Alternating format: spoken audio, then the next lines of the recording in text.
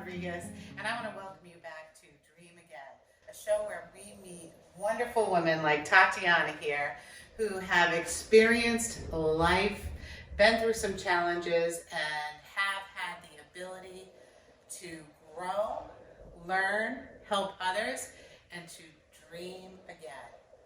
Welcome, Tatiana. Thank you so much for having me. I'm so excited for today for our chat. I am too. So how you doing? I'm doing great. Yeah. I'm wonderful. Life is great. I woke up on the right side. There's always something. There's always something There's positive always to something. look at. Yeah, always something to be thankful for. Yes. So just relax. I know. I'm gonna need to relax too. Let's be ourselves. So what I want to really talk about today is I just want to give our listeners a little summary of your life. Not a long one, just a little summary of your life and your life story so far, and how you would describe it. So a little bit about me, if I can summarize that. My name is Tatiana Pimentel. I've been in Rhode Island for 7 years. I'm originally from New Jersey, and I'm a wife. I'm a mom of 2 girls, a few fur babies, and I have a passion for helping people in real estate, build wealth through real estate, and also help through holistic self-care. That's really, I would say, to summarize, kind of, it's a lot to put in a few sentences. Oh, you did great. Who I am right now, I think that would. Holistic self-care. That's something I am desperately seeking, and I know a lot of people are, right? Yes. Especially during these times, I think we've all been through a huge trauma as a world, right? I think it's the whole entire world, all at once, Yeah. with the C word. Yes. In fact, my journey really kind of stemmed from that experience. It You know, did. It did, yeah. So prior to, that's where that additional piece, that holistic self-care really kind of became something that was important to me. And over the last few years, I've started to really dive into learning more about that and incorporating other things. And it started off with just self-care for myself, but now I find it just like it being natural conversation with just the people that I'm in connection with. I love that. Yeah. Yeah. I think this is going to be a very interesting talk today. So before we get into that more, tell me a little bit about how you grew up. So I grew up with my godparents, which looking back, growing up, not with my biological parents, I could have looked at it, where, like poor me and have this poor mentality. But I'm so grateful that life turned out the way it did, and I had them as parents in this lifetime. Like I said, I grew up in Jersey. My 2 siblings. My godmother was Cuban. My godfather was Peruvian. Oh. And my family, so my ancestors are from Colombia. So they did a really good job of doing the rest to incorporate that culture. So I understood it a little bit, which is really nice. I don't know. Just growing up, I had a very loving, there was such an incredible support system. And I'm so grateful that we landed, the 3 of us, right, in their home. So.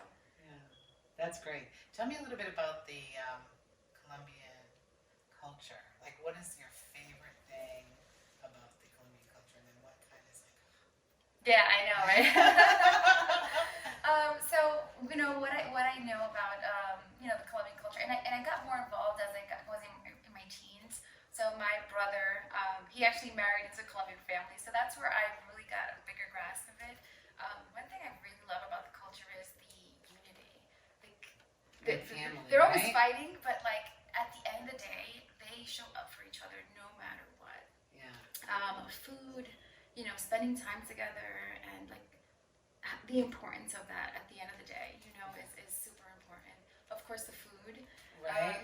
Always cooking, and I almost every time I go to see family or they come visit us here in Rhode Island, our kitchen, it's like no one goes to the living room. Everyone's in the kitchen. Everyone starts cooking and doing stuff. So I would say that's my favorite. I Sure. love that. Yeah. And that piece, but again, growing up with the ability to experience, Cuban cuisine and Peruvian cuisine, and it's a little more tricky too. So by the time I was 18, both my parents had passed. Who, were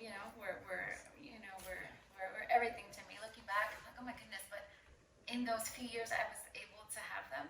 I had a very, very rich and loving life. I really did. Um, they retired. So I was a teen mom, Okay. and right when I found out that I was expecting, my dad had just retired, and they had just put up the house for sale, and Really? they decided to retire instead of retiring to Florida. They decided to go to Puerto Rico. Nice. Where I've never been. Oh. So my oldest was born in Puerto Rico. We lived out there for some time before I came back to the States. But like my teen years. So when you say about growing up, there's so much. There's so much, right? There's so much to say. Yeah. We could be here A long a time. long Yeah. time. But So it's great. but I mean, diversity, sometimes we look at it as a bad thing, right? Like you said earlier. And even though things happen that maybe not have been what we would consider ideal, and the hurts and the pain that we experience, right? Like I get emotional just thinking, I'm like, oh my God, you know? But we get through it, right? Somehow, some way. Look at you now, right? And we still have growth, right? There's always growth. And it's good that you have the family there to support you, right? Through those trying times. Being a teen mom, I can't imagine. It was difficult. But again, back to just the time that I did have the opportunity to have them in my lifetime, that they were so impactful. Like I still can hear my mom's, she would always say, she goes, at the end of the day, no matter what, make sure that like you're constantly learning, you're constantly educating yourself. And those are like in the Those are the moments, words in that the resonate. like yes, Yeah. it does resonate throughout my life. Like in the hardest of times, it's like, okay, what could I learn to kind of evolve from the situation, right? So I always hear that. And with my dad, of course, they weren't happy to hear that. I was expecting as a teen, but their support. I was so scared of my dad when to tell him, right? And then my mom was like, well, you got to tell him. And I remember his first, when he first said, he goes, well, I'll tell you right now, there will be no abortions in this home. He goes, we move forward. Like whatever happens, good or bad, you move forward. And again, words that just stick. It's definitely words of wisdom, and you need those are anchors, right? I call them anchors. Anchors that ground you through thick and thin. Always move forward. Wow. There'll be no abortions in my home. Yeah, that's literally what he said, right? And that's totally not what you expected. You were expecting him to be mad, to be right. I assume. For sure. Yeah, what is he gonna do? I have a similar situation in mind. Yeah, so I'm very grateful because I had friends that the reaction was the opposite, right? They were forced to go different routes, and and I look back and I'm like, as hard as that time was for all of us as a family, right? Right. Now I have a 20, just soon to be 21-year-old, right? Like she was, another anchor, another reason. Like I just strive to be better and do other things. And look back and I'm like, what if like life, my journey would not have started with me being a teen mom? Like who would I be today, right? A big part of it is my grind. Is I'm like I gotta make it for my girls, Yeah. So. I love that. What's your daughter's name? Annalise. Wow. What do you think was your most challenging experience? Whew, that's a hard question. All of them? Many of them? Let me see. What's my hardest? With regards to just my journey in general, or Yeah, whatever feels right for you to talk about at this moment. yeah, I would say I think my hardest was losing my parents. Yeah. Yeah. How did you deal with that? A lot of people go through that, right? Yeah. And I didn't lose my mom as an adult. My mom's right over there on the wall. And so this is a sacred space in my home. I didn't tell you that. I love that. Yeah, it's a very, very, very sacred space. So I come here and I talk to my mom. I know. I should go get some tissues. No, Should I go okay. get tissues? Yeah, because I'm like, wow. But this is definitely a very sacred space. And I talked to my mom, and I lost her. Well, I had obviously a different journey, but I lost her as an adult versus a child. But I did lose her as a child because she had cancer. So I was always worried that she was going to die. She was going to die, and I took on a different role, right? Which being, I'm assuming something devastating happened, but it was the hardest. How did you get through it? Like, what would you tell, someone that maybe have a similar experience, like, or to experience loss in general? Yeah, I think because for me at that point there was no like, in the hardest of moments I couldn't pick up the phone and say like, or event, right? I didn't have an outlet. It was, my now husband. It was just us two, really, right? Figuring it out, like our life, and we really didn't have any support. So for me, what got me through, just like the next sequence of things, and things that kind of happen in life is that resonating voice, her just owning, no matter what, just move forward, and that's why I say, like, I look back and granted a short period, but it was a profound experience to have, had some of my grooming right in life, right? Yeah, and have all those, those good memories and those anchors. Yeah. How did you get through it though? Like, you just kept hearing your father's voice, kept hearing your mother's voice. It was just, and then for the me, support from your family. I would say yes, a combination of those things. I think part of it too is like you want, like anything, right? You have to want to get better. You have to want to really do the things that you don't want to do. I'm sorry, not want to do, but you have to move yourself in that direction, even if you don't want to. Right. Just putting. So how did you get out of bed? Like, is that something? Like, I read Mel Robbins. You know her? Yes, I love And yeah, and the 5, 4, 3, 2, 1, right? And she just needed to count down to say, I have to move forward. And everyone, and I don't think there's anyone in this world who has not had that feeling for whatever reason, right? How am I going to make it through? What am I going to do? Did you have something that you said? I think for me it was just the small goals that I had. So at the time, one thing, say another part of my dad's conversation is like, one, no abortion in his home. Two, I need to have a conversation with your boyfriend. Either he's going to be part of this or not, and we need to know. Remember that, right? Like, but the other part of that, it was school. He goes, you're going to finish high school. You're going to finish, and then we'll focus on the next thing. And I went, I finished school. I went to school with my big belly, and I remember at that time I was in Puerto Rico finishing that year, and high school in Puerto Rico is very different than the States. It's almost like outside. It's like it was a lot of stairs in the heat. It was very interesting. I do remember the food though. They could like cook on site. It was totally different. The food was really good. I was excited for that. But I finished school there, had my daughter, and then I came back to the States. And at the time I was living in Jersey. Yeah. And so I lived in Rhode Island before relocating here permanently for now that we have our home here. I lived here for a few years, and again, my goal was like, okay, I have to finish high school, right? And I didn't want to go to the GED route. Yeah. I'm going to finish it no matter what. And I was having a hard time. Huge. I was having a hard time finding support with like childcare and things like that in Jersey. And my sister-in-law had lived in Rhode Island for a long time, so we visited all the time. And I remember it was like July. It was around my birthday, and I'm telling her like, what I'm looking to do, and I'm getting all these dead ends. And she's like, oh well, there's a high school that actually has a daycare, and I was like, tell me the name. I'm looking at it, and that's me too. I'm very determined, and I'm like, okay, goal. This is an option. Okay, I'm going for it. And I find the school. Sure enough, that literally is a daycare. Like one of the classrooms were converted into a daycare center. And I remember I look at Angel. So that is like 2000. That's when. No. Yeah. So this was 2003. 2003. Yeah. So that was July.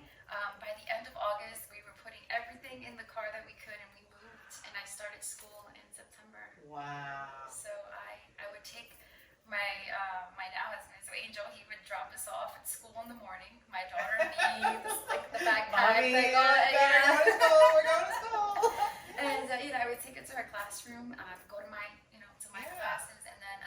time, instead of hanging out with the kids in the, in the lunch break room, I was going to the daycare center and I was with her. Such a good mom. But all those moments, like in the moment, it felt like, oh my God, this life is so hard. But again, I think for me to go back to your original question, like how do I get through it? It's just, okay, what's the goal? Like what's in front of me, and can I just like find something that's attainable right now? Take the steps to get there, and then I'll figure out the next phase. Yeah. Right? Allow it to unfold. That's so true. Sometimes we look at the whole big circumstance and we get overwhelmed. But it's, here's what I want.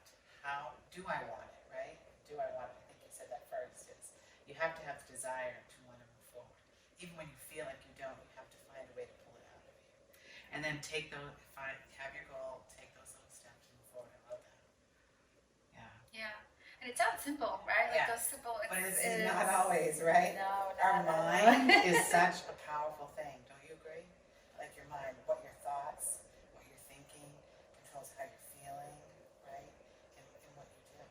Absolutely. Yeah. But part of my journey, so when I was about to be 21 when I had my second, and I was back to like the mindset thing, right? It was part of the thing that pushed me through just every phase of my life. Like every 2 years, I look back and like every 2 years there was something pretty significant that happened that changed, and it didn't just happen. It didn't just change, right? It was a process. There were steps. There was doing things I didn't want to do, but mindset. So I surrounded myself with people that were older than me always, and just kind of like I had nowhere else to look, right? So where do I stretch? What do I look to? And I just looked at the people that were successful around me. I'm like, what do? You read? I wasn't a reader until I was like 22. Nice. And then it's now I own way too many books. A readaholic. Yes. That's good. Do you have a favorite book? Is there an anchor book? An anchor book. That's a good question. One that I frequently visit is, and I thought it was pretty common, but I actually came across one the other day, and they never heard of it. It was Napoleon Hill, Think and Grow Rich. And that was one of the first. That was one of the first mindset books that I read, and it was a mentor. It was a gentleman, actually one of the managers where I worked, and we talked about books, and he's the one who introduced me to like podcasts and like audiobooks. I'm like, what is that? Boring. But it was through those engagements that that book he kept talking about, and I was like, okay, let me figure this out and let me try and read. That book took me like a year to finish, right? Because I was terrible. Like I wasn't a reader, right? Yeah. So it was like, okay, I'll read 2 pages. Yeah. Hey, And then it's something. 3, and now it's like I wish I could just like disappear somewhere for like a day. No one can get a hold of me, and I can just read for a day like that. That's a shift. That's great. But it nourished your soul, right? It nourished your mind. It did, yeah. And it helped you. And even all these years later, like I'll reread it every few years, and it's like, oh wow, you pick something like a movie, right? You watch it again, and I didn't notice that before. I liked how you had told me before about your vision boards. Every year you do your vision boards with your family, right? Your whole family. I love that. Yes, I do. So at the beginning, it's usually like the first or second Sunday of the year. I don't know where this little kind of ritual kind of came from, but it was just one of this thing. It was, I want to say, about 3 or 4 years ago is when we started that, and it started off where it was just my husband and our 2 girls, and then like the second year, we had friends that relocated from New Jersey to Rhode Island. So the second year, it was them, it was their kids, and then everyone it was like classroom all of a sudden, right? Like, then they were a family of 4, us a family of 4, so we doubled in size, and then everyone's going over their board and how it's important. The third year, it was like another friend that came to that, and then 2021, when everyone was like super like zoomed out with all kinds of stuff, I was like, oh, let's do something cool with Zoom, and we did it with all my family in Jersey. I remember we ordered Domino's, and I ordered Domino's for every house in New Jersey, so 3 houses, and then ours. And we all got delivered at the same time, and we all started working on our projects, which was really cool. Great. Yeah. I love that. That's awesome. That's awesome. I love it. This question is on my cards. I'm going to ask it, but I think it may have been answered. Okay. but maybe it wasn't. The moment you realized you needed to make a change. Okay. A change in kind of my journey and kind of how I transitioned into kind of what I do now. So I guess that one's a little twofold. So I had, so currently, right, I'm in real estate, right, and really tapping in more into the holistic and self-care and that other side that I'm sure we'll talk. We'll talk some more about that. But what really kind of propelled me right into exploring other things was I worked in retail for about 15 years. I was with a retailer since I was 18. So when I moved back to Jersey, I finished high school here, moved back to Jersey, and I got this opportunity. And I just grew with them. Every 2 years, I was in a different position. I was learning, and Nice. in fact, when I relocated to New England, it was a super easy transition. I was able to say, hey, and I transitioned with them, so it was a super smooth move here. And then about a year and a half in, things started to change a little bit, and I just started to feel like a plateau in my life, right? Like life just became such an incredible routine, and I'm like, okay, now we have the house, we have the cars, we have, the trips, and we have all these things that the world says is successful, right? And I still was like, oh, like I met these goals, and I still feel like unfulfilled. Yes, keyword unfulfilled. I'm like, what is it? And again, some changes, and sometimes I feel like we are so habitual that sometimes, even though we feel that it's time to move, we wait until something happens. Why do we do that? Oh my God. Right, and then we're uncomfortable with the situation, and then we say, okay, then now I'm going to go and look. And I feel like sometimes life, universe, God, or whatever it is, right? Like, it's like that nudge, right? And so in 2017, I was in the state, in Rhode Island for about a year. I get a nudge, and I'm like, okay, there's something else. My daughter is she's in high school, the oldest at this point, and we're like, oh my God, like college is around the corner, and I work retail, so I work nights, weekends, holidays, like all kinds of crazy. I'm like, it's not really easy to just go and pick up a part-time job somewhere and begin to transition or whatever. So I'm a researcher. Like I can go down like rabbit holes for sure. And real estate kept coming up as like, people do it part-time, and so what I did is I reached out to the agent who sold my home, and I didn't know he was a broker. And he's like, well, I remember it was August, and we met for coffee at Dunkin' Donuts in Pawtucket. I still remember. and we started chatting, and he said, by the way, I'm a broker, and he had at this point did a lot of flips, and that was really kind of what he did mostly. And he's like, I tell you what, he goes, even if you just sell, a few houses here, like it's just kind of like the bonuses you're getting, and at where you're at, and it may be a way for you to start to leverage, and maybe you like it, try it. So I was like, okay, great. I leave that meeting, I go researching, and a class happens to be starting in about a week and a half. Oh, look at that. So I was like, okay, done. And I'm like, okay, I'm gonna just go with it. Disc assessments, I'm a high D. Just go for it, okay? Just tell me what I gotta do. I'm doing it, right? The end of October 26th, I get licensed, and I call him. It's like, hey, I'm licensed. When next? He's like, oh my goodness. So I started with him. I mean, I didn't interview. I didn't do any of that stuff. And part of me is like, damn, I wish I would have done that. But part of me is I wouldn't have met the people I met there. That leveraged me to another place. That leveraged me to another place. And looking back in life, like a lot of the places I've been, even though there were some of them longer seasons than others, and some of them there were very quick seasons with nudges, right? Immediately. Right. But I can say that almost every single one of those led me to someone that impacted my life. Nice. So super grateful for those. So that was like the first part, how I got into real estate, right? And then Can I just say, I just want to reinforce that nudge, right? We all get that nudge, but you're right. We don't always listen, but you're listening. Yes. My mom was very spiritual, and my mom was always, she was so sweet. I wish I would have had a longer time with her.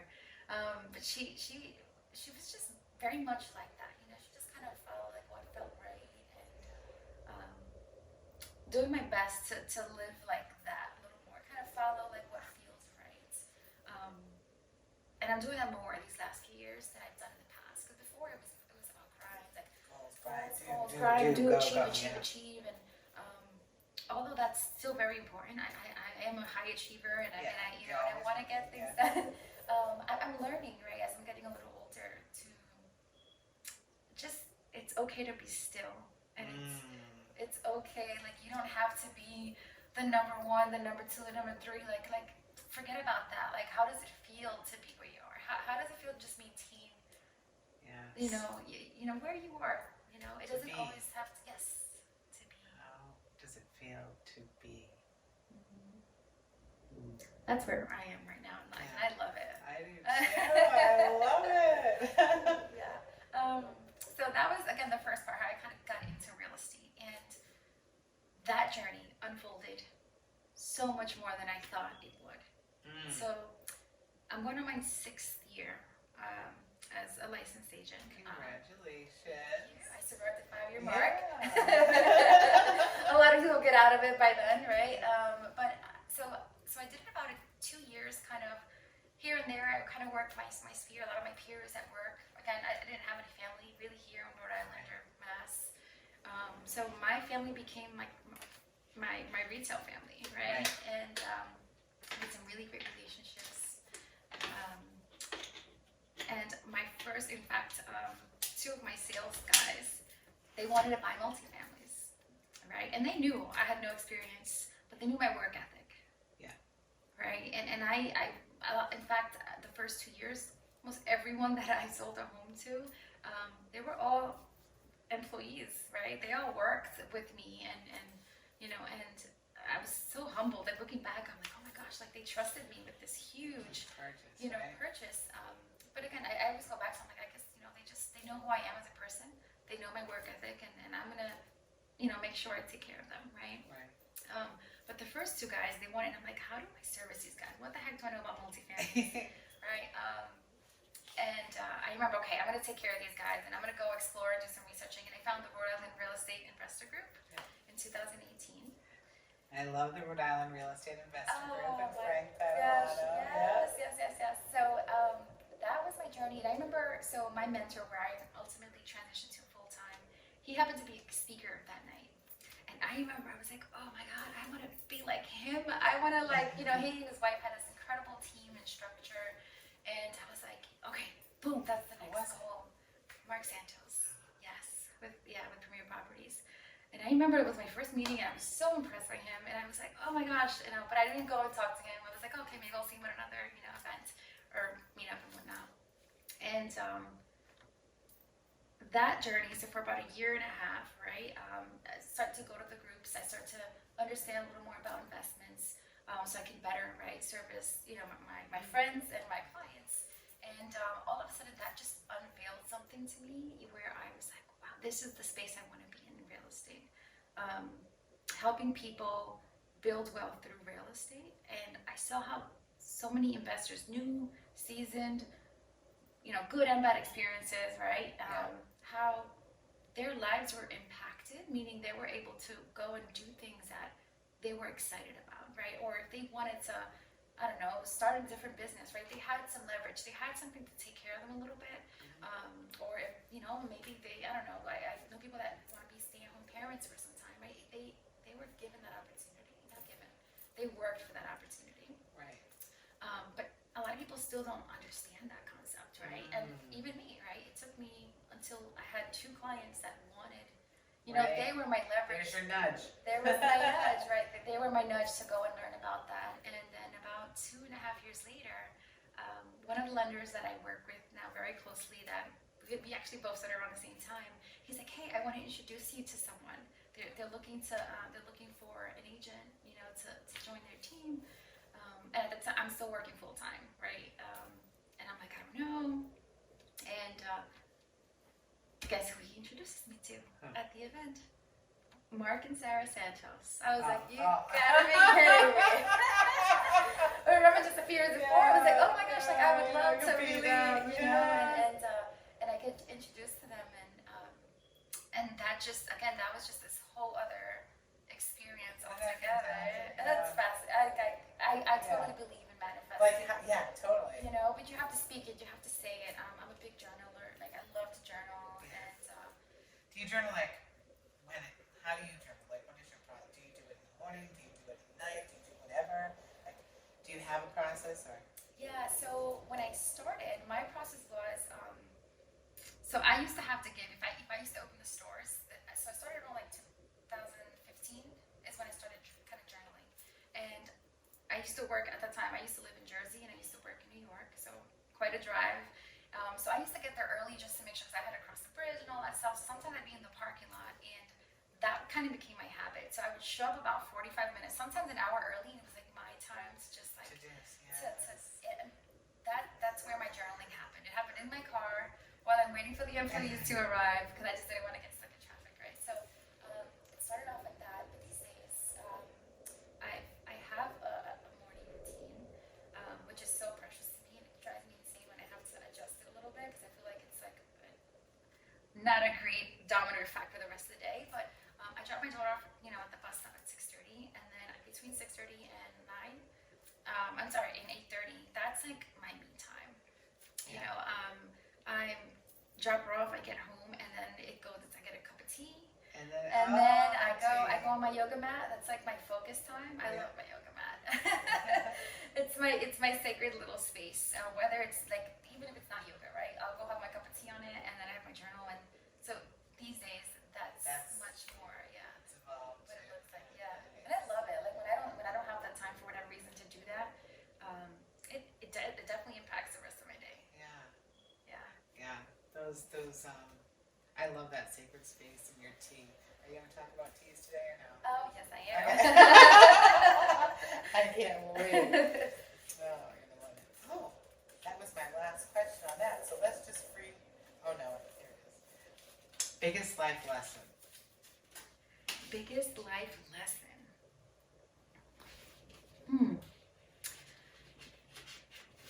Biggest life lesson. So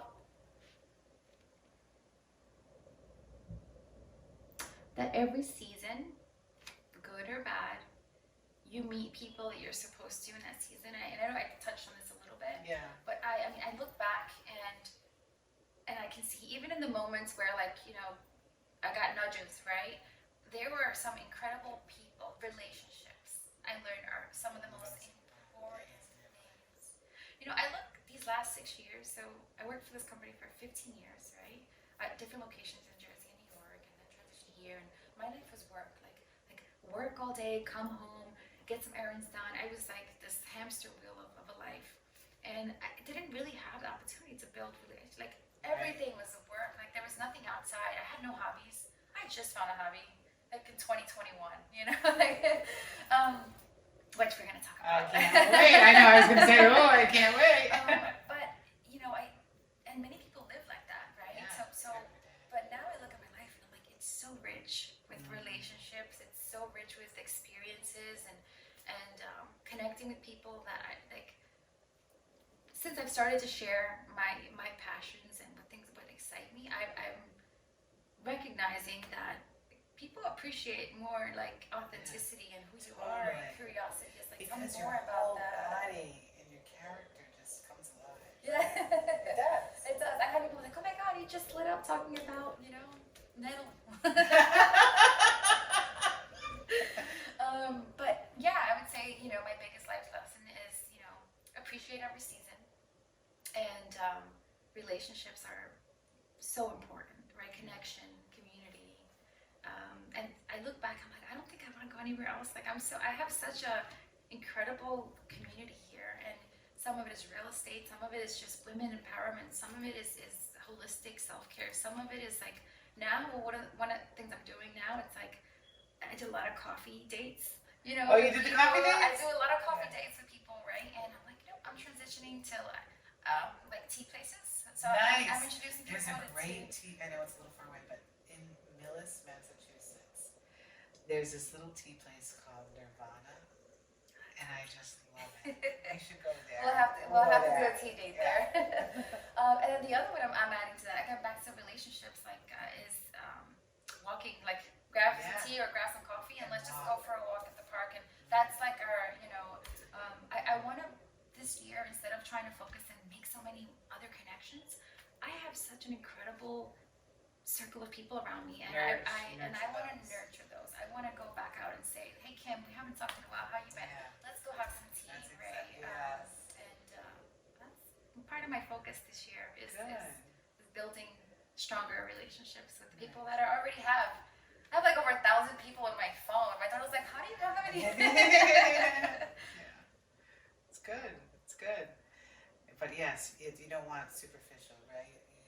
You want to go deep now. Yes, for sure. Yeah, I love it.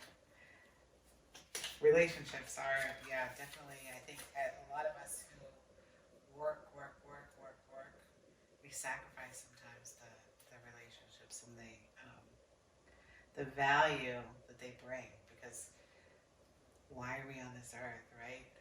Yeah. If it wasn't for us people, I know it sounds weird, but there would only be one of us if we didn't need to have relationships, right? If we were here for each other, like then why are there so many of us? Right? There's food so we can eat, there's air so we can breathe, there's water so we can bathe, swim, and hydrate. And there are people to have relationships with, and it is definitely. I agree with you. Yeah, that's important.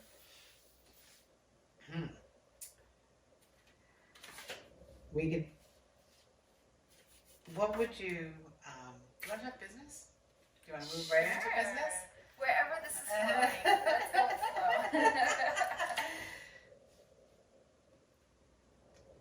Okay, I'm gonna save that question for. I think that question's gonna be somewhere else. Okay. So let's talk business. What do you do, and how did you get into it? So I know we talked about the real estate a little bit. Yes. And we talked about, hinted to some tea business. Yes. And holistic, right? So Yes. tell me.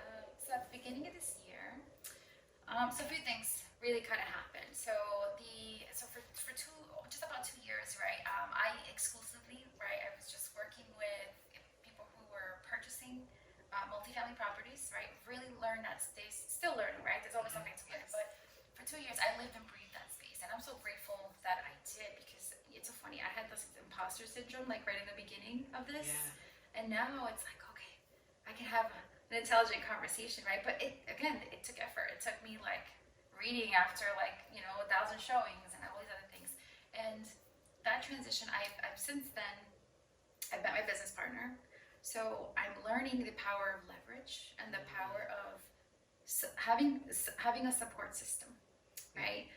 So that's allowing us to evolve and do some other things, right? And it's freeing me up. Like we've hired an admin who's absolutely amazing, Nice. and that's leveraging. So it's giving me space, right? To tap in a little more to the things that literally fill my spirit, but more, right? I was reading something the other day, and you've heard me say at the women's group, and I'm like, I'm trying to find a way to marry building wealth and health, and I just couldn't come up with the words. It came to me the other day. It came to me. Yes. I'm so excited to share it with you. So, have you ever heard of sweetgrass or braiding sweetgrass? Yes. Okay.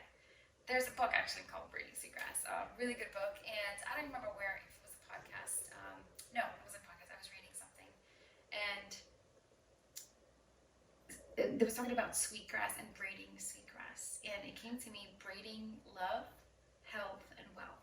Nice. And I was like, that's it. That's the sentence, right? That really encompasses what I want to ultimately piece together. I enjoy real estate. I enjoy helping people, but helping people, again, back to the piece of helping people, like, why get real estate? It's not about the pretty house and stuff. I could do that if I needed to, but that's not the part that excites me, right? Like, knowing that I can help you, again, set something up that you can leverage and now go pursue something that excites you, that excites me about real estate, right? So I want to really kind of stay working and dedicating myself to that space while transitioning and growing in my more self-care, which is where the tea kind of came in. And also like yoga. I recently did a Reiki certification. Oh, congratulations! So Reiki 1? Reiki 1, yes. Nice. And it's so funny because I wasn't even like looking to do that, but opportunity came up, and I said, okay, I'm gonna go with flow, right? Like literally, this is how I live in my life. I go with flow, and if it feels right, I'm going with it. If it doesn't feel right, I'm also learning to say no to a lot of things. That's a Like good one. no, like last year, the last 2 years, I went to every networking event I could see on any calendar, right? And now this year, I'm like, no, I like learning to say no to those things so that maybe I could be home, and do another yoga practice in the evening, right? Something that fills me, Your that soul, fills me, as opposed to going out and meeting with people. Because again, I've committed to. I don't need to go meet a lot more people. I have so many amazing people that I just have to go and reconnect with, right? Exactly. So that's led to. I was train of thought. To the tea and the yoga. So I'm actually another thing I'm sharing with you, which I haven't really shared with anyone. I'll be in Costa Rica for just about a month. Oh, have you been to Costa Rica before? Never. I have this thing where I have no idea. I have an idea and then I just dive in. I just go all in. I love that. We're so much alike that I feel like when I'm hearing you speak and I'm like, wow, I had no idea. So But Costa Rica is amazing, so tell me. I'll be taking my yoga certification. Oh, good. And that one is a little bit, that one I knew. So there's 2 areas of holistic care that I really enjoy and I'm excited and passionate about. I practice myself and like I can go on. I'm one of those people when it comes to that, I can just go on and on about it, right? So it's if I don't have to take medicine for something, right? There are plants that literally can help support literally every organ in our system. Right. Every single one.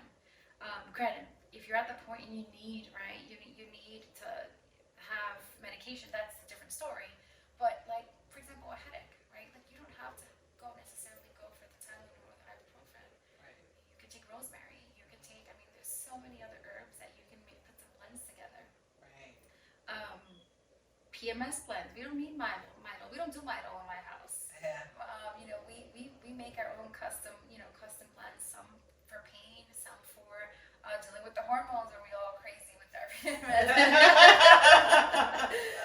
So I've started to really make sure that that's a part of my girls. And they love that.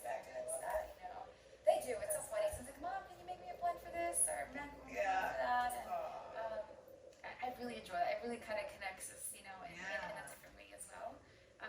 And again, it's not that it doesn't mean everything, but sometimes it's just adding certain things. I've heard that somewhere where for some people, it's hard to just say, hey, you got to stop doing this or stop, eating this or stop doing that.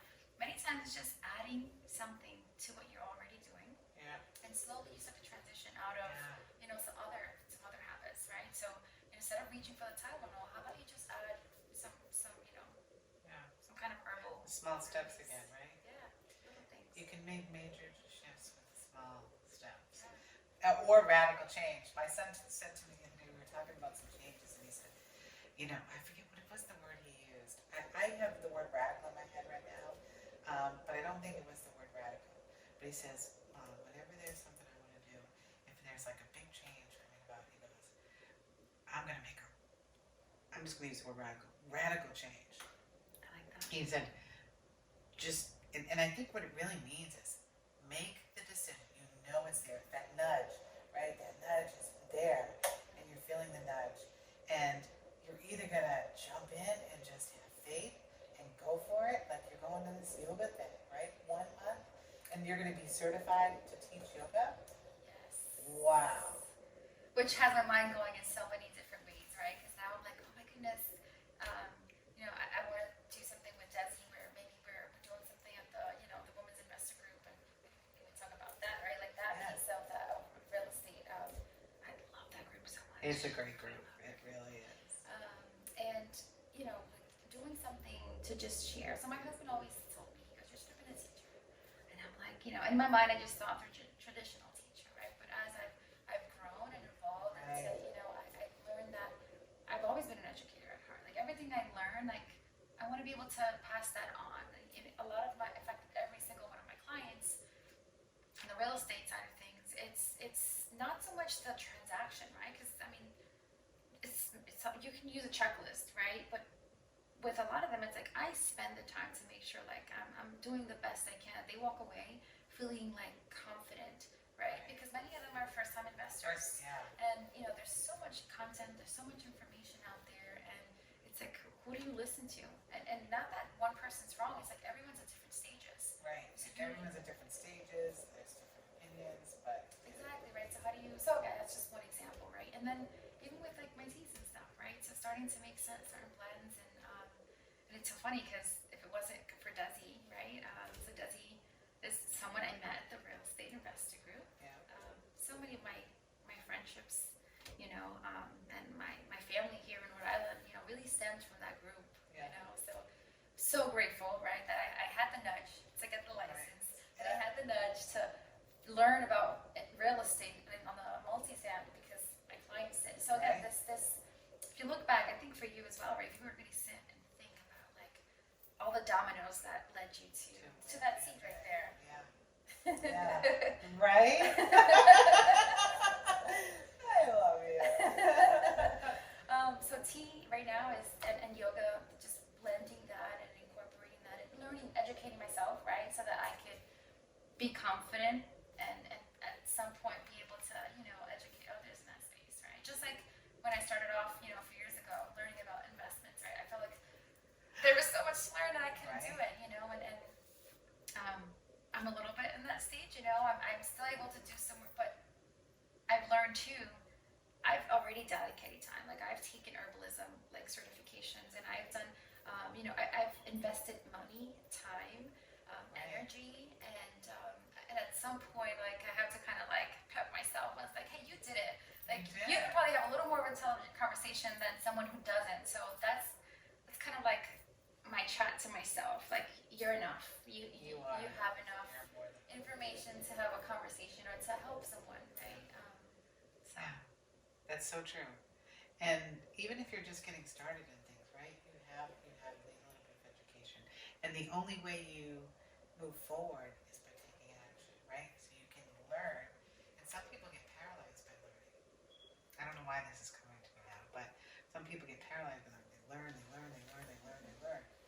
And luckily, your new investors probably did some learning that had you as a great realtor. But sometimes people get stuck, whether it's real estate or whether it's, switching careers or whether it's a new relationship or whatever it is. Sometimes we get stuck. And but I think it goes back to the nudge, like how do you move through that? And I think that's the theme of today, right? Is relationships. And I really love that nudge, right? You get the nudge, we all get the nudge. And it's there. And what is not it? everyone does anything about it. Exactly, that's what I'm saying. Yeah, someone gets stuck. So why do we get stuck? Yeah. What do you think? What would you? I was the one word that comes to mind is fear. Yeah. That's like the first thing that like just was vividly kind of appeared is fear. Yeah. What are you afraid of, or what were you afraid of? I was afraid of failing, right? Not again. I think for me, it's for many people. I imagine have it, but actually, some people they don't care. Like some people have like I'll try it. I don't care, right? Like I wish I had that. Like I still have. That's what my husband says. He goes, I just do it, and Lenny goes, I'm really afraid. I just say that. I'm like, that's the trick. That's the job. But for me, is what I tend to be.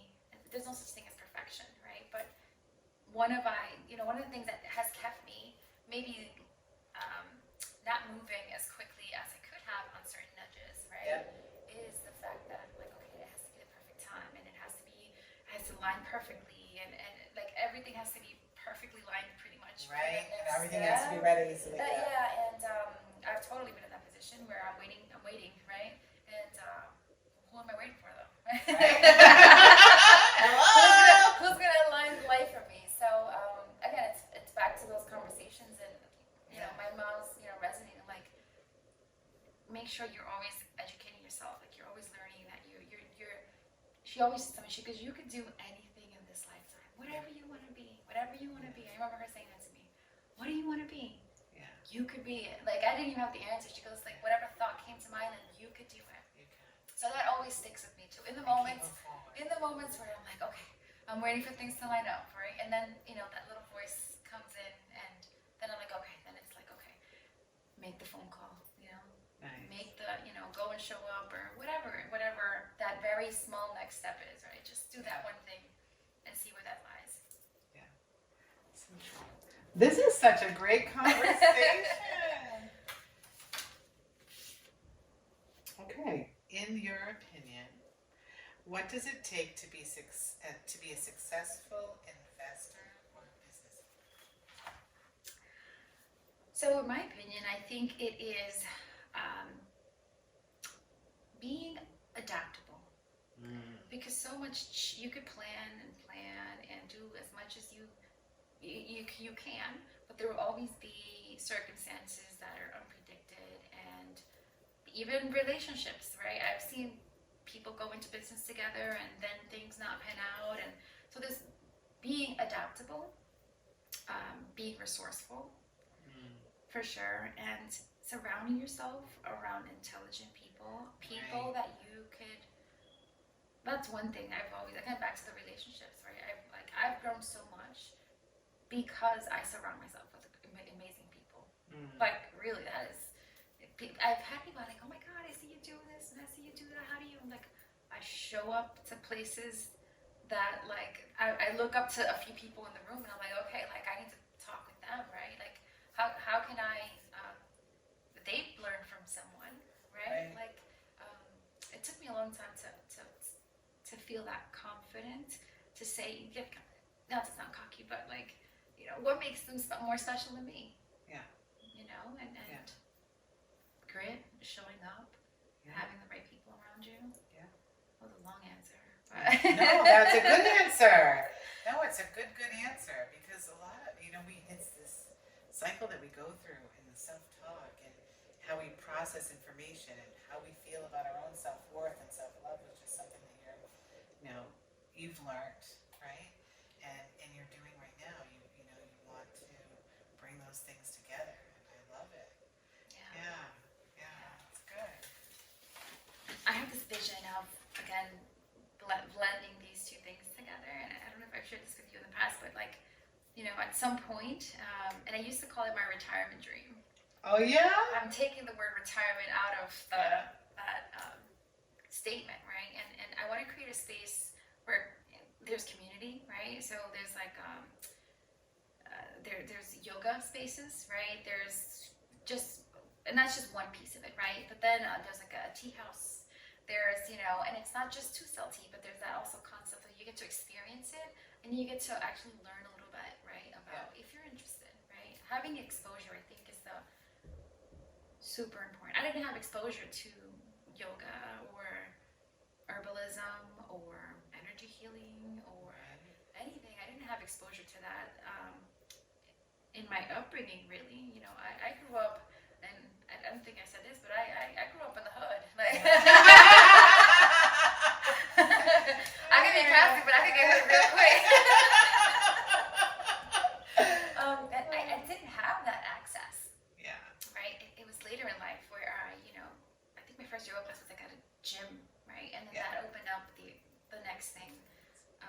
But finding a space to, like, now I'm at a point where, like, oh my gosh, like, I wanna share this with people. Like, and at all, like, people should have access to this stuff. It shouldn't be in certain neighborhoods with certain, average incomes. Oh my God, I love it. And part of the yoga, actually, I had a nudge. I'll share. Can I share that nudge? Okay. I had been wanting to do that. Like, one day I'll do the yoga training. One day. And about a month and a half ago, I've always said I wanted to, like, there should be something for kids to learn how to mediate their emotions. Yeah. And imagine if in gym class we expose children to meditation, right? Or we expose them to movement through, like, yoga, right? Yeah. Like, practice, which is it's different, right? But what would our life look like? Like life is crazy right now. Right. What would like my life look like if I knew yoga and meditation growing up as a teen parent, like working 2 jobs and going to school? Like, Right. what if I had that little bit, like, maybe I didn't have to suffer as much. Maybe I didn't have to just deal with so much on my own, right? I can find a little bit of a balance, right, in life, because our mindset is everything. And one thing I've learned is that through those practices, you are finding somewhat of a balance in your mindset, in your own thoughts, right? That's true. That was beautiful. So that was. I'm glad it's recorded. So that was my trigger to get my lacing. And I wanna, deep down, I have it in my heart to create programs for kids. I love it. I love it. You're very special. Thank you. Really are. Don't mess with my mascara. I love it.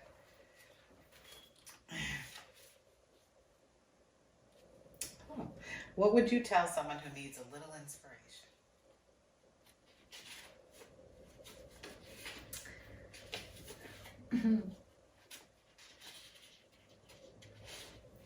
Sometimes, actually many times, the answers aren't outside.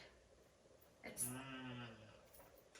That's so powerful, right? The answers aren't. We're always looking on the outside, right? And I think you talked about that at the beginning, but you said it a little differently. yeah. But it's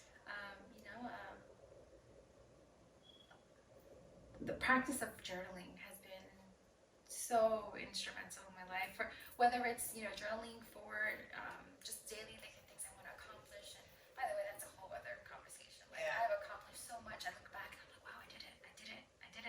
But I wrote it down, right? I had something to reference to. I think that would be helpful for people, and maybe just in general, what to write down. I think sometimes people get in front of the journal, and I know handwriting is best, right? For it just starts the flow. But even if you're not comfortable with that, on your phone, speaking it, or what have you, what are some things that you would write down? Would you write down goals, or would you write down feelings, or how would you guide someone who hasn't journaled? What I would say, and actually I'll just share a little bit of something that I found that works for me, and I'll just share that. So when I journal, there's a few questions I frequently go back to and kind of answer almost every day. So the first one is, what happened in the last 24 hours that was great? Nice. Something small. Like I love it. It could be simple. It's like I made it to the gym. Yay! I'm streaking. Right, like it doesn't have to be this overcomplicated system. It doesn't have to be on pretty pages. Sometimes I have some basic dollar notebook, from it doesn't have to be. It can be if you wanted to, but it doesn't have to be. So that's one. I always, and part of that, it's like, what am I grateful for, right? What am I grateful for that today, or actually three. I say, what are three things I'm grateful for? And it could be, it depends on how I feel. That's the other thing too. It doesn't have to be this like, oh, is it for business? Is it for myself? Is it for, how do you feel? Like, answer that question. How do you feel in that moment? Just follow your, I read somewhere a long time ago, in this lifetime, we're not trying to figure out what we want to do, or we're not trying to figure out, in reality, we're trying to remember who we are, right? Every single one of us, we were born with a talent, a gift, something to share in this lifetime. Big or small, it doesn't matter. It was unique to us. It was right.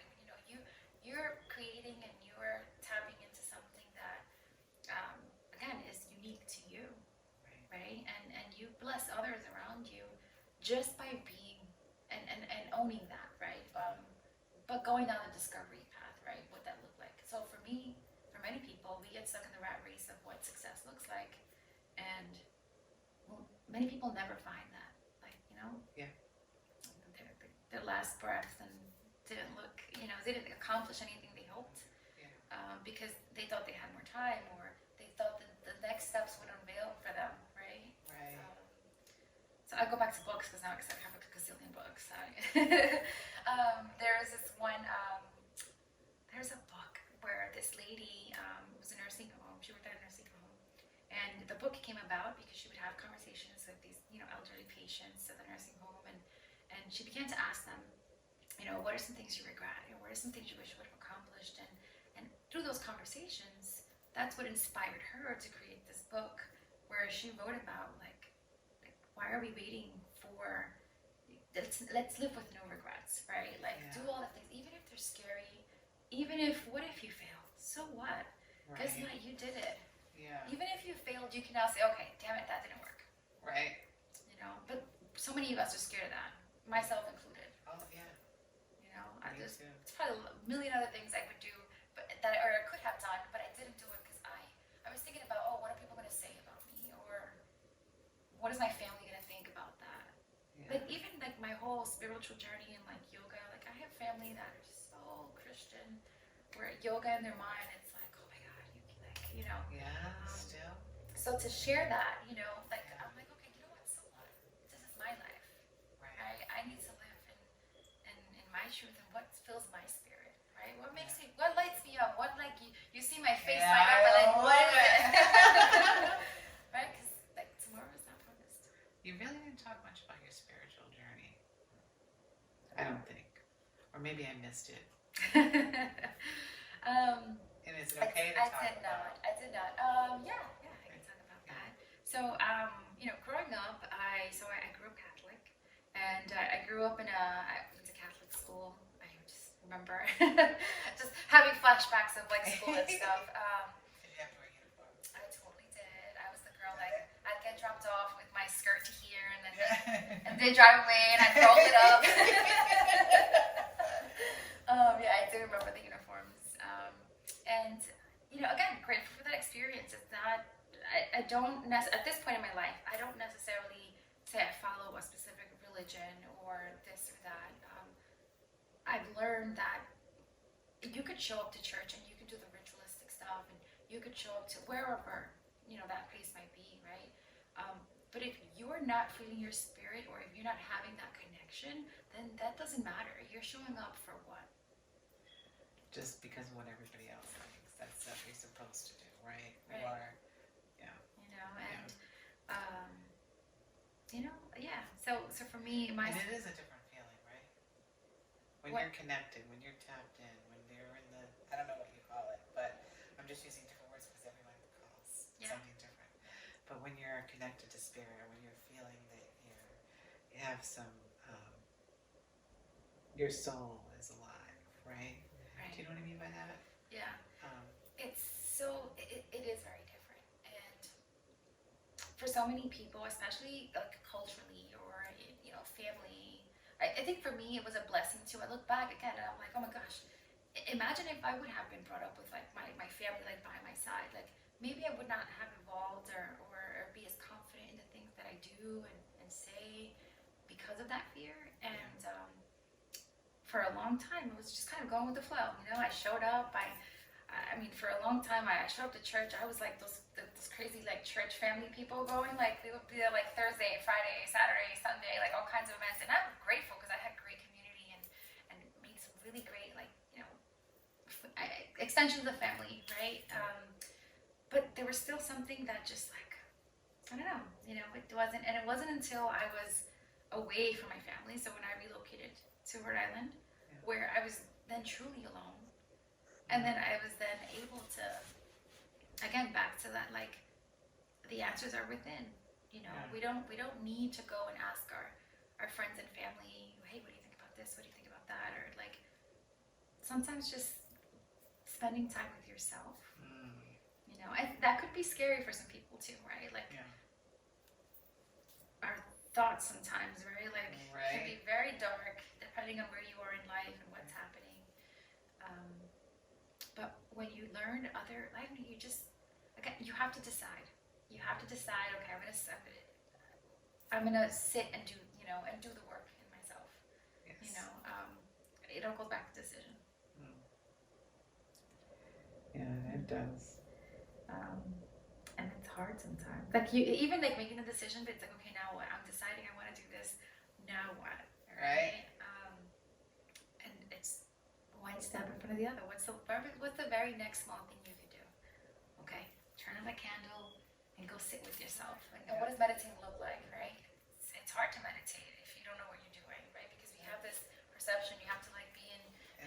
Buddhist pose, and it's not meditation. Meditation is, there's so many other words for it, right? It's just sitting in silence. It's just shutting off your phone and distractions and processing your thoughts. And sometimes I've learned, now that I'm much more connected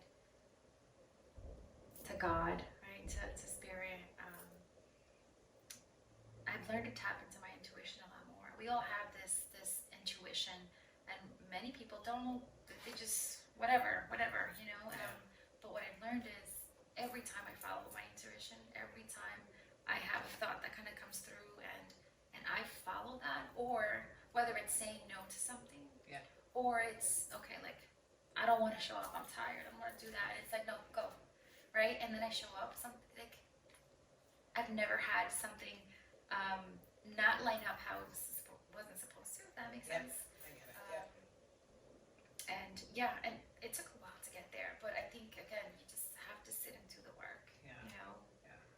And there could be so many things. It's really hard to answer the question of like, how would you, guide someone, in that respect. You gotta try different things too. Yeah, it's true. It's true. But I think that was a good. Yeah, sorry. No, it's good. All right. Events. We haven't talked about your events, right? The women, a little bit. We touched on it. Little bit. Out. Yeah. Do you want to talk about that? Yeah, I'd like to talk about that. So a little, so back to, real estate, right? And tapping into community and really finding a niche, right, in the space. In 2020, actually last year, so early 2022, I remember we were leaving the real estate investor group, and one of the girls, she was like, hey, there really needs to be something for women, because there are about 500 members or so, I believe, in the Rhode Island Real Estate Investor Group, and consistently, I want to say between, 70, 80 people show up, right? And of that number, up until recent months, there's a very small percentage of women that show up, and Desi and I are like, why? Why? Because Desi and I, we don't care. We'll show up anywhere, right? And the few women that do, like, I don't care. Maybe it's interest in the content. I don't know. Maybe it's women not feeling confident or comfortable being in a room that's, predominantly men, right? There's still women who just don't, and so it was a thought. And then I remember Desi, she says, hey, just start a group chat and we'll do something. And she was like helping Frank put some stuff in his car. And sure enough, it was like 5 of us. We go and we meet up a few weeks later. And we decide we're going to call the Women's Real Estate Investor Meetup. So long-winded, but whatever. And then, 5 turned into 8, turned into 12, turned into 30. I think one of our biggest events, we had about 60 women. Nice. And Which was that? Was that Rafa? I believe, Rafa, and what was so fascinating about the group is that the same women that would go to these groups that you wouldn't see them talk, you wouldn't see them, maybe a little bit like, what powerhouses like we have in this community, and it's a different kind of group altogether, right? You've been to the group, and it's the level of support. It's like, hey, how can I help you with that, and what are you looking for? And it has a little bit of the element, right? Like we've learned and we've borrowed the board idea from Frank and stuff like that. So some of it is similar, but I don't know. It even feels different. You walk in the room, the energy is different. Yes. The level of contribution, and it started off for investing, like in real estate, and what it's really evolved now to is women learning to invest in themselves, in self-care, and in building their confidence, and so that word invest, it has so many significant meanings to it. And I think that's what I love about it most. Is that it's created this space where women like I can't wait till next month, Right. And what's wild is we're not on social media. We don't have a website. It's all been word of mouth. And at this point, honestly, so I kind of started it a little bit with Desi, and I was a much bigger support at the beginning. She's Shadi's a connector. Like She's definitely a connector. She's a connector. She talks to everyone. She gets numbers from Yeah, strangers that's all day. it, And you know, she's doing a lot of it more these days. You know, making the connections and finding the places. But again, situations kind of nudge us into the another space. We started off in a hotel in Providence, and we started to grow the space out. And they're like, hey, we need X amount of dollars for you to continue meeting here. We're like, oh man, what are we gonna do? So Desi, again, being resourceful, Desi, she goes and finds a few different restaurants, and next month it's a different restaurant. And all of a sudden it became this thing where now we're supporting small businesses. Yeah, right? I love that. You know, and it's again evolved into something else. And who knows where that's gonna go? Like I love that. If I could, like today, if I could say like, okay, what am I gonna do for the rest of my life? I want to just be able to continue to create spaces like that in real estate. And it doesn't have to be for women, but creating these spaces where creativity flows and, there's community in that side of, that, but then using those same principles, strategies, and, things we have going on and doing the same thing with wellness and self-care. Nice. Like bringing that, just like we brought that, right, to the women who are already in that space and have that mindset. How do we expose them a little more to this other side, right? Investing in wealth, that's important, right? But you can't enjoy all that. Right. What is the point of having, all these things that you can tangibly touch and feel, but like if you can't, you don't know who you are, right? Right. You don't know how to care for yourself. Yeah. And health is everything. If you don't have health, you really can't enjoy. I've had like I don't know, like I think a few months ago, I pulled like something on my shoulder. I couldn't function, and it was just my shoulder, right? And I'm like, how? And that was just one example, right? Yeah. Like I was like, and so I had to pause. It was one of those moments where I was going, and I'm like, wait a minute, I have to pause. I think that was a nudge, right? You have to pause. You weren't listening to yourself. I wasn't listening to And myself. the same thing happened to me the other day. I don't run out of gas. I'm not the kind of person that runs out of gas. Like in my car. Yeah. I ran out of gas. And my girlfriend says, Kim, you're doing too much. You need to slow down. You need to slow down. And I'm like, I'm going to. And, but I just have so much. And like, I don't know what to give up or what to keep, right? And she goes, I think that's a sign. And I'm like, no. And it was. Like, within a week, I totally went into this really dark place. And like your shoulder, you couldn't do anything. Like, I couldn't do anything. I was like frozen in, and I don't want to say because I'm a decisive person. I'm a high I, high D. Me too. Yeah. So, I'm like all in. Let's go. And I've had to like, reel it in. But I was in this, really weird space. And that's my biggest lesson. And I'm so happy that you're in this space. And I hope to learn from you. Because that's been my biggest challenge too, I think, is the self-care piece. I care about everyone else, right? And moms, a lot of moms do that. We do for everybody. We're making sure that everything's going. We may be working full-time jobs. We may have multiple jobs. We may be single parents. We may be by ourselves, but we're going because we keep it together. And I'm reading this book that I don't know if you've read it, Lioness Arising. I just downloaded it. Actually, you shared it with me. Oh, did I share it with you? Yes, Okay. Yes. Oh, well, I read it. I did the Audible. Yeah. I did that. Did I share it with you? Wow. Yeah, I haven't started it because I'm really So I read it once, and then sometimes you're listening to Audible and you're doing other things because we have to do as much as we can in 24 hours.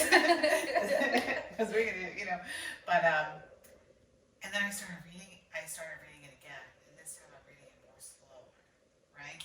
And you just pick up different things, and I'm taking what you said, taking the time to sit back, and sometimes we have to slow down, and sometimes we're forced to slow down. But when I get that nudge, I want to obey the nudge, but sometimes it's so hard, and I think I know what my nudge is telling me, but I'm not sure if I'm ready to listen. What am I gonna do? Let's get you a tea one.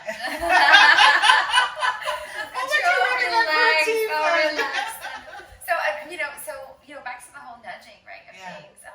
You're right. It is really hard to like, okay, I'm feeling a little bit of a kink, right? And I can deal with it. I can deal with the pain for now, right? I'll figure it out later. And it's still really hard for me. Like, I just came from Jersey. I was visiting family, and my sister-in-law, she has a home office, and she has this big whiteboard. She happened to be working like at the office, so I was just kind of working in her area. And on the board, she has like in big bold red letters a reminder for herself. She goes, "Say no to more. Say no." It's just kind of spelled out a few times.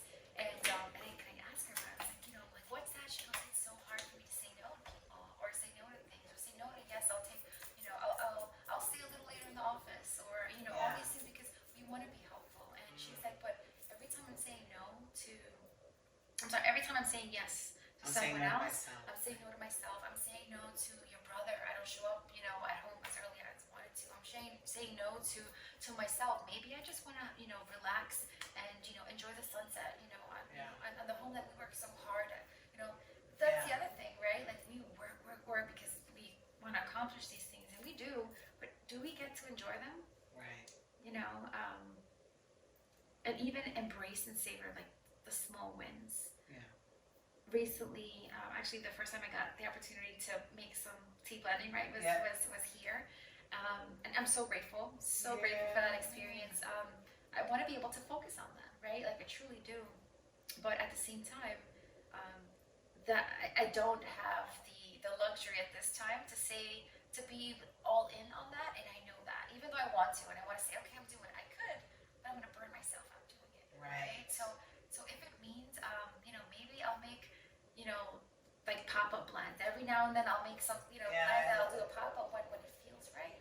Yeah. And following that, but it's hard when I see people, oh, you have teas, you're making teas and stuff, and I'm like, damn it, yes, I want to make the teas, I want to make them, but then I'm stressing myself out. Right. I'm like, that's not why I wanted to sell, get into that. And originally I had no intention of like making the tea blends and selling them, right? It was a retirement dream I was thinking of. But I got the nudge, and I got, smart, wonderful people around me that said, you could do it, make a blend, share that with people. Right. And I'm so glad I did, and we need to do more of that. Like, help each other, like, you can do it, right? Right, that encouragement. You can do it, and just try it out. And guess what? It doesn't work out, okay, let's try it this way. And I think that's why the women's, back to the events, if I can tie it back in, that's why that group is so important to me. Yeah. To continue to build and just create more of that. Yeah, I love it. Well, I can't tell you how much I appreciate you taking the time out of your wonderful life to spend time with me and our listeners, right? Thank you so much. You've just been totally amazing and a blessing. I'm very grateful. As am I. Thank you so much for the opportunity to be here to chat with you, and it was a perfect location for yes, a sacred space, right? Yes. Very sacred space. So no matter where you are now, where you're coming from, where you're headed to, take one step at a time. Get your relationships in order. Love yourself, right?